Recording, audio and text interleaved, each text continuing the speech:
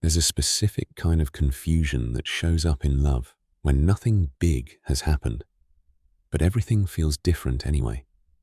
You're still together, still talking, still sharing a life in some form, and yet the air between you feels slightly off, as if the timing is wrong, as if you're reaching for the same thing at different speeds, as if the relationship has slipped one notch out of alignment and you can't find the lever to bring it back. It can happen in the smallest moments. One of you wants closeness and the other wants space. One of you wants to talk and the other goes quiet. One of you is hopeful and the other sounds tired. You start noticing how often you miss each other emotionally, even when you're in the same room. The good moments are still there, but they don't land the way they used to, and the hard moments feel sharper than they should. So you start asking the dangerous questions. Is this fading? Did we lose it? Is something wrong with us? Is something wrong with me? But what if this isn't a wrong at all? What if this is a timing issue? Two people moving through different emotional seasons at once, and the discomfort you feel is the friction of cycles asking to be respected. Because sometimes love doesn't fall apart. Sometimes it falls out of sync. If you've been living this lately, you know it's not just about arguments. It's the quiet ache of trying to connect and not knowing where the doorway went. You might catch yourself doing more than you normally do. More checking in, more reassurance, more effort, because you're trying to recreate a feeling that used to arrive naturally. Or you might do the opposite, pull back, shut down, become fine, because needing anything feels humiliating when it doesn't get met. It can make you question your own instincts. You read their tone like a weather report. You replay conversations in your head, searching for what you did wrong. You try to be easier to love, less needy, less intense, less honest, because you think honesty is what made things heavy, or you keep trying to talk it out. But the more you talk, the more exhausted you both get, because the words don't touch the real problem. And what makes it worse is how isolated it can feel. People want simple reasons for relationship tension. They want you to name a villain, name a betrayal, name a clear event. But sometimes the truth is murkier. You still care. You still choose each other. And yet the relationship feels like it's walking with a limp you can't diagnose. That's where shame creeps in. You start wondering if you're too sensitive, too demanding, too distant, too much, not enough. You start bargaining with your own needs, because it feels safer to blame yourself than to face the possibility that something fundamental is changing. But the pain here isn't proof that love is gone. The pain is proof that the relationship is asking for a new pace. And neither of you has been given a language for pacing. So you do what most people do. You try to force harmony. And forced harmony always has a hidden cost. It trains you to abandon yourself to keep the relationship quiet. Here's the revelation that can dissolve a lot of unnecessary fear. Misalignment doesn't always mean incompatibility. Sometimes it means you're in different cycles. In relationships, we love to believe that if it's right, it should feel consistent. But humans aren't consistent machines. We're living systems. We have seasons. We have phases.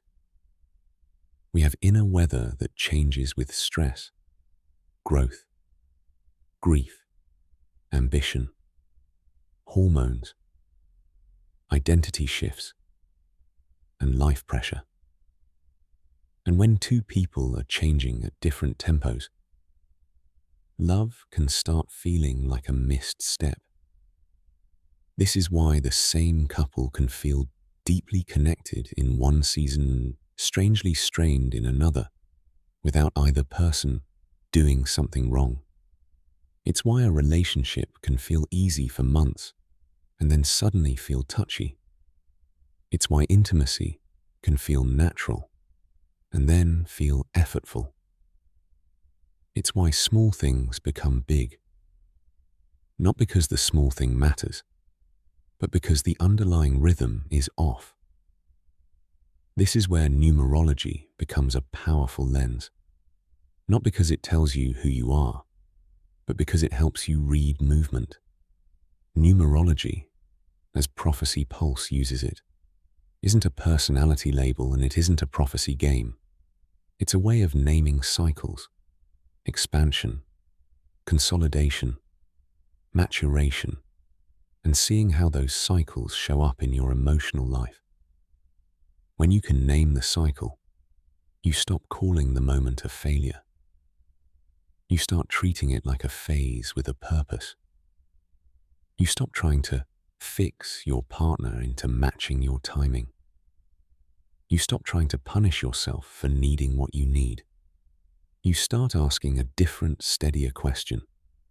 What kind of season are we in? And what is this season asking from us? Because every relationship has moments of one energy, newness, initiation, desire, fresh clarity. And every relationship has moments of 7 energy, reflection, distance, recalibration, the quieter work that doesn't look romantic but determines longevity. And every relationship has moments of 8 energy, building, responsibility, weight, shared output, the season where life asks you to carry more together. Most couples know how to celebrate the 1. Most couples know how to grind through the 8. Very few couples know how to honor the 7. And when 7 arrives, when one person needs quiet, when the relationship needs space to breathe, when tension is asking for maturity, people panic. They assume love is dying, when love might simply be deepening into a different form. This is why it feels out of sync. Not because you're doomed, because your relationship is moving from one rhythm to another, and you're still trying to dance to the old beat. And old beats always sound like frustration when your soul is trying to grow.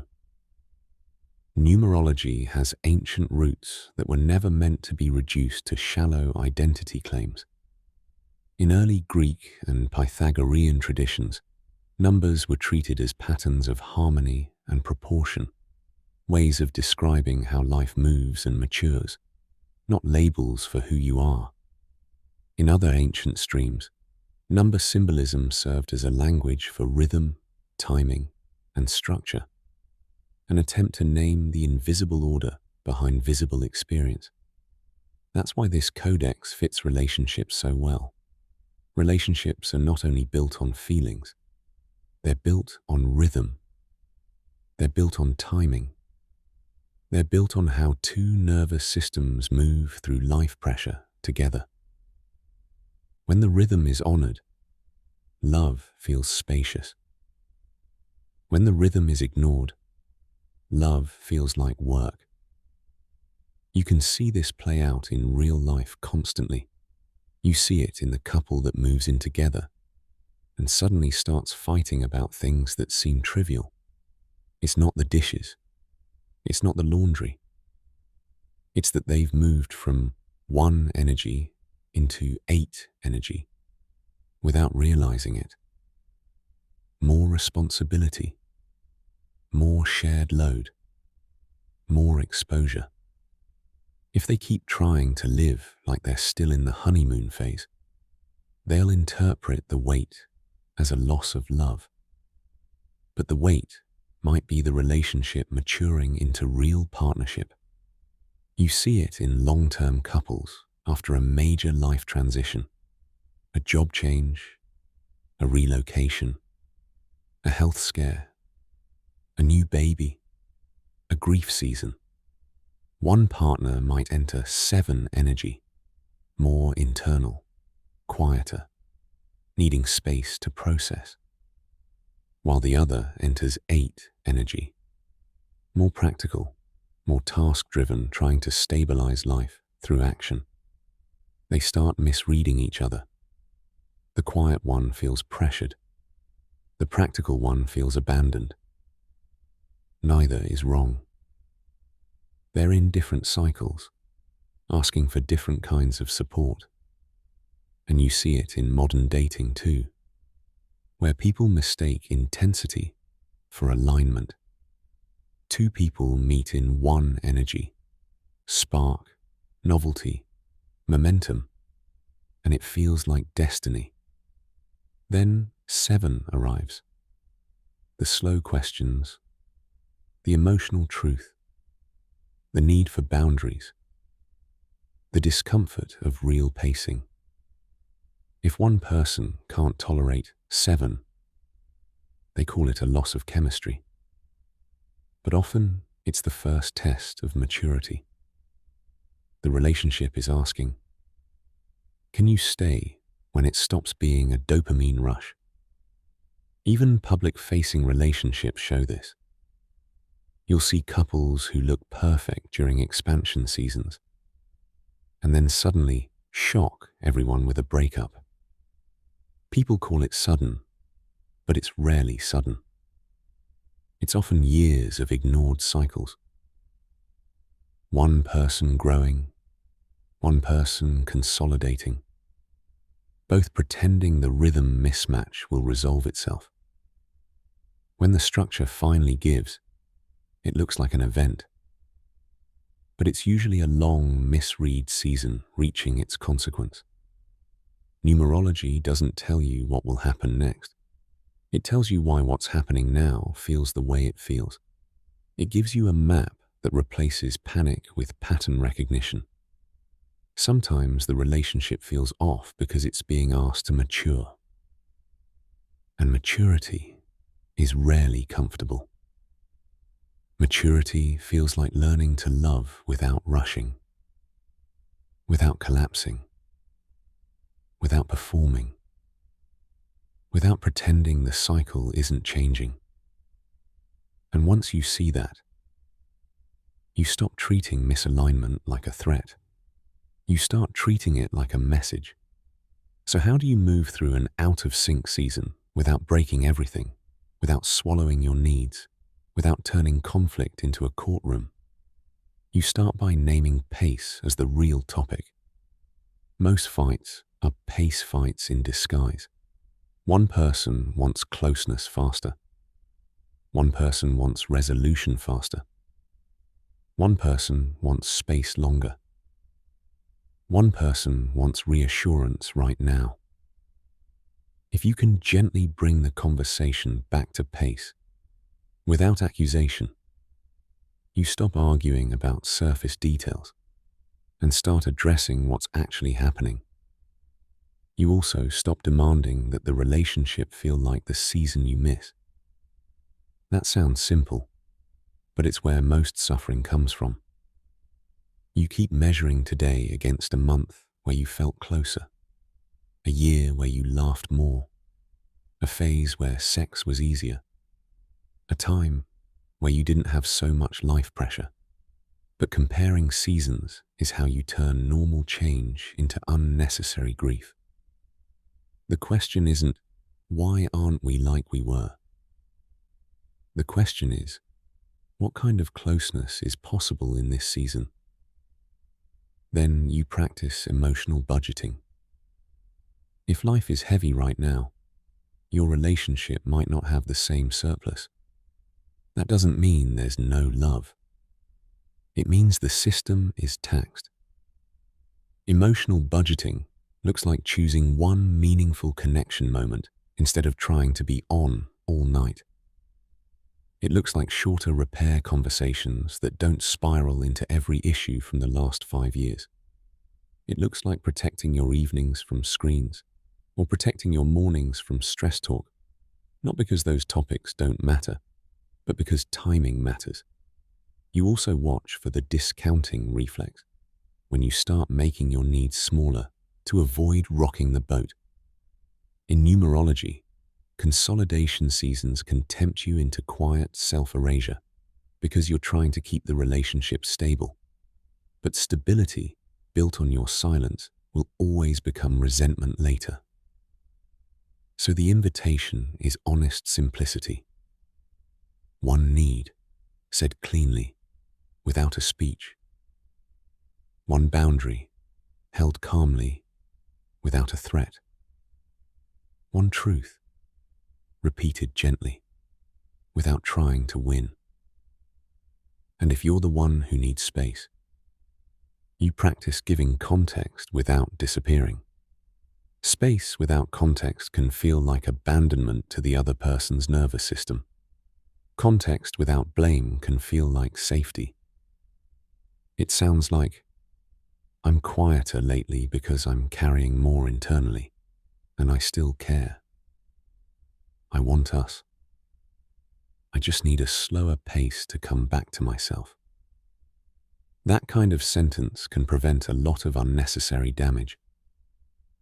If you're the one who wants closeness, you practice asking without chasing. Chasing creates more distance. Asking cleanly, without testing, without punishing, creates the possibility of being met. It sounds like, I miss you. I don't need a perfect night, but I want one intentional moment together this week. Not as a demand, as a signal. These are not tricks. They're adjustments that honor cycles.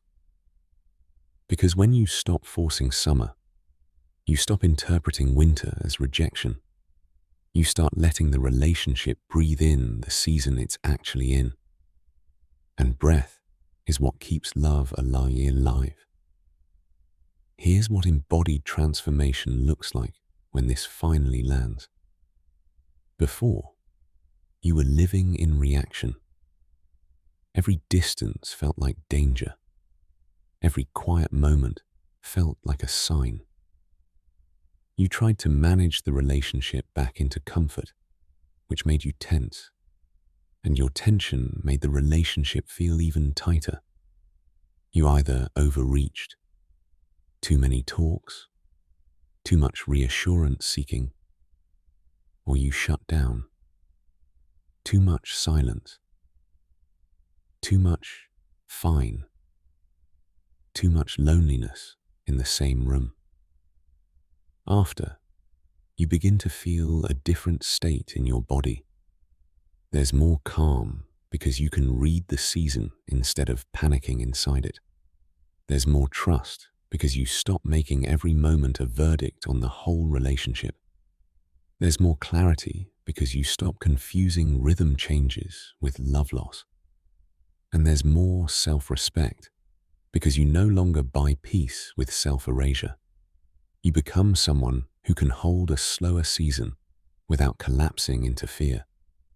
You become someone who can name needs without apologizing for having them. You become someone who can repair without performing and connect without chasing. And the relationship, if it's meant to grow with you, has room to mature. Because transformation is internal first.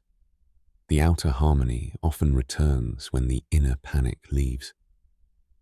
That's when love starts feeling like partnership again, not a test you have to pass to deserve staying. If you're honest, where does your relationship feel most out of sync right now? Time, intimacy, conflict, emotional availability. And which cycle are you living in today? Needing closeness faster or needing space longer? What would change if you treated this as timing, not failure? When you call a cycle mismatch a love problem, you start destroying connection to escape discomfort. But when you honor the season, you discover most distance is really a relationship learning its next rhythm. If this episode gave you language for what you've been feeling, share in the comments what season your relationship is in right now, and what kind of pacing would feel most healing this week. Subscribe if you want more episodes that decode patterns beneath the surface, so you can build love that survives real life without losing yourself.